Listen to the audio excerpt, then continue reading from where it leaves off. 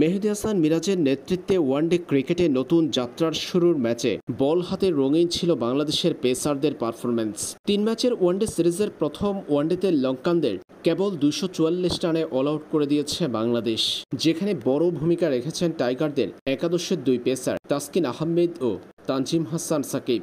অসাধারণ বোলিং করলেও মুস্তাফিজুর রহমান পাননি উইকেটের দেখা। লম্বা সময় পর দলে ফিরে তাসকিন দেখালেন বোলিং ঝলক। নিজের কোঠার পূর্ণ ১০ ওভার বোলিং করেছেন এই pacer. Power play slog over এবং ডেথ ওভারে কার্যকরী হতে দেখা গেছে তাসকিনকে। ১০ ওভার বোলিং করে কেবল ৪৭ রান দিয়ে ৪ উইকেট পেয়েছেন এই পেসার। তানজিম হাসান সাকিবের বোলিংটাও ছিল দুর্দান্ত। ৪.৯৩ মিনিটে বোলিং করা যুব বিশ্বকাপ জয়ী তরুণ এই পেসার ৯.২ ওভার বোলিং করে ৪৬ রান দিয়ে পেয়েছেন ৩ উইকেট।